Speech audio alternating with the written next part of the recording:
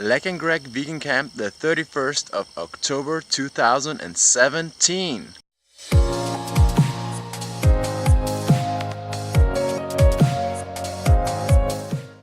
I've separated some of these, all these jackfruits. There were more than these here. So I've separated them all around and see if they can grow. Here's one. I planted two over here. And there are some over there in different places. Pumpkin are growing different areas. Also pumpkin there. Pumpkin grow really fast. These vines are growing rapidly here in the rainy season. They're getting these squash pumpkin fruits. I think we will have a lot. Some are small, some are a bit bigger. Looking forward to the day when I don't need to buy bananas. This palm is getting bananas also, and it was planted by Lek and me 6 months ago. These trees, or what they are, I don't know, they get these flowers. These flowers are maybe too old, but these flowers, you can steam them or curry them. They're a bit bitter, but they're edible. Cornfields have been harvested in neighboring land. And here we have banana palms growing and all different types of plants now, together with the mango trees we have in the background here. And here we have the cassava. The cassava where you can eat the roots. Anything that can provide shade and have roots into the soil, providing the roots will give energy, different types of nutrients for the bacteria in the soil, because they take energy from the sun, and then they will give the energy to the bacteria, and the bacteria will produce nutrients for the plant. So it's like a symbiosis, and all of that is super nice. Avocado. A lot of spider webs this morning. It might be a spider season. Sweet potato field. Green pepper. Fresh green pepper from the plant. These ones grow really fast. They're very nice to steam, especially when they're young. This is also a fruit. It's a squash fruit. It grows on vines. So I don't know what kind of squash it is. Can anyone tell me what kind of squash this is?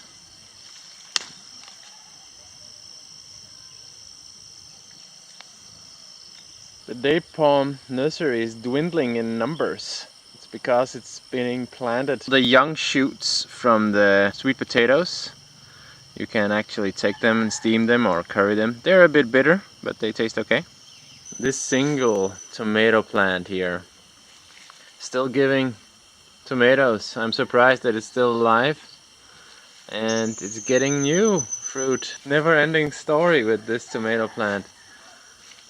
And it has, the vines are growing many meters of vines here. 20 meters of vines. They're also growing into the house. I'll soon be able to sleep and eat tomatoes at the same time, directly from the plant.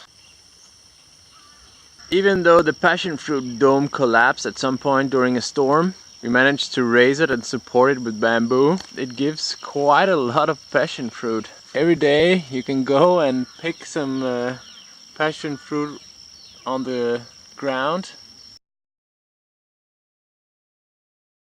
These ones, like strange color, normally taste the best. These are just ripening up. Even though they are picked from the ground, they're still very hard, and many of them are very sour. Some are sweet and some are sour, and some you need to throw because they're just bad. Western type bananas are growing here under heavy protection. The first papayas, wow, growing here. And in random areas we have rice growing, sticky rice. This is the most mature jackfruit growing here. I think it's a specific type. Eggplant, also a fruit. If you live off eggplants and pumpkin, you're actually a fruitarian. Some pineapples growing. These, the pineapples, if you cut the top of a pineapple and throw it somewhere, and during the rainy season it will just survive because it will just grow roots. You cannot kill, it's very hard to kill the pineapple top like that. It will survive. A brand new compost area. Leg will need quite a lot of compost for her nurseries and stuff. It's good to have as much compost as possible. And this pumpkin was not planted here, it just was here because we throw a lot of seeds and stuff. With the organic waste from the kitchen, they actually grow very fast in the compost, of course, because there are a lot of nutrients here. Look at this one, nice one.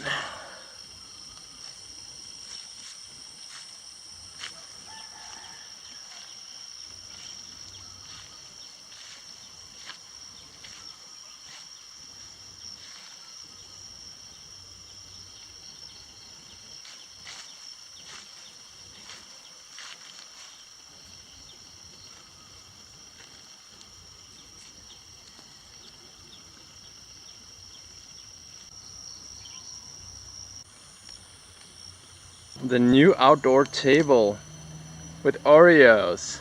Oreos are Leg's favorite snack. It's an addiction. October, I used quite some time to protect much of the wooden structures in the house with a specific type of paint that will also protect against like powderpost beetles. Powderpost beetles are a big problem in this wood we have right now. That has been a priority in October.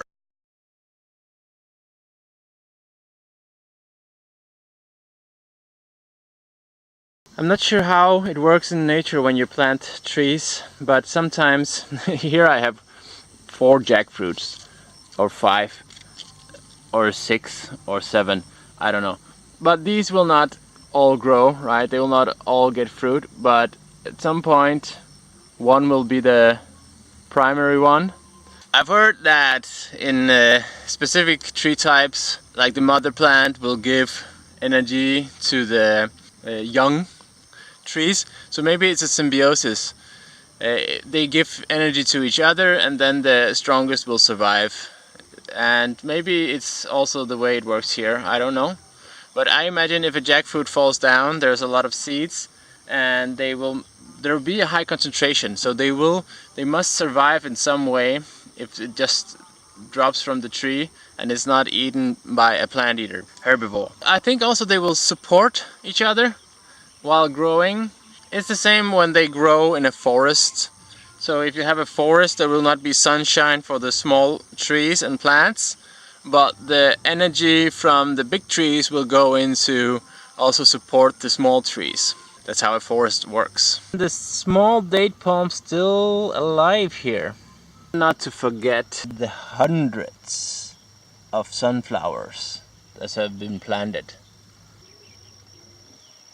It might be difficult to spot.